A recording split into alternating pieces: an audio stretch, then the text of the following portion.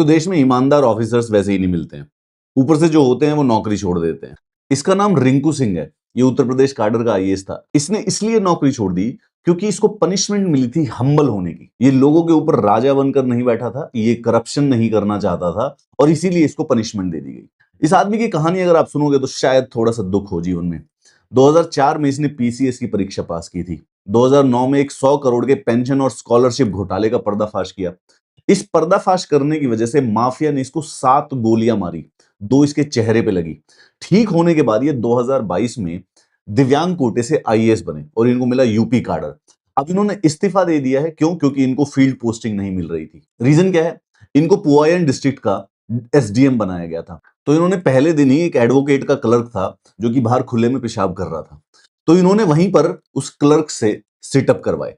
उसकी वजह से वकीलों ने वहां पर प्रोटेस्ट करना स्टार्ट कर दिया। वकीलों ने कहा कि भाई यहाँ पे सैनिटेशन ही नहीं है, कोई फंक्शनिंग टॉयलेट नहीं है स्टाफ के लिए, इसमें उस क्लर्क की क्या गलती थी? Rinku Singh, the Indian administrative service officer, उसने अपनी गलती मानते हुए कि एज एन एसडीएम ये मेरी रिस्पॉन्सिबिलिटी है, इसने क्या किया कि इसने वकीलों के सामने 5 उठक बैठक लगाए।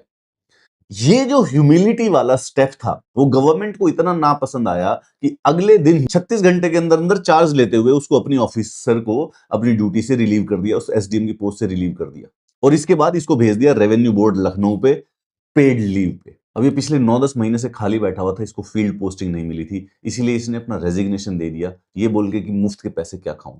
तो बोनाफाइड एक ऑनेस्ट इंडिविजुअल है, जेन्युइन ह्यूमिलिटी है, अपने आप को देश का राजा नहीं समझ रहा है, अपने आप को सिटीजन्स का राजा नहीं समझ रहा है। आप समझ सुन के देखिए, इसकी ये गलती नहीं थी इसने गलत काम कर दिया था, इसकी ये गलती नहीं थी कि ये करप्शन के इसके ऊपर इल्जाम भी लगे थे, इसकी ये गलती थी कि इसने अपनी गलती मान ली थी। पूरे के पूरे एडमिनिस्ट्रेशन को ये बात पसंद नहीं आई कि एक आईएएस होके वकीलों को शांत कराने के लिए इसने वहां पर उठक बैठक कैसे लगाए। जो आदमी 100 करोड़ का करप्शन का पर्दाफाश करने के बाद 7 गोली खा चुका हो चेहरे के ऊपर, उस आदमी को हमारे तंत्र ने फाइनली शांत कर दिया है।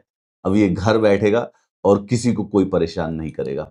और जो वो लोग राजा समझने वाले जो लोग हैं ना, जैसे कि मतलब, और वो जो लोग राजा समझते हैं अपने आप को, वही आईएएस और एसडीएम यहाँ पे मिलेगी। तो ये जो वकील है ना, इनको बहुत खुश होना चाहिए कि इन्होंने उस दिन रिंकू सिंह से माफी मंगवा के देश के लिए और खुद के लिए भी कितना बड़ा अच्छा काम किया। अब तो शायद इन वकीलों के वहां पे सैनिटेशन की सारी सर्विसेज मिल जाएंगी।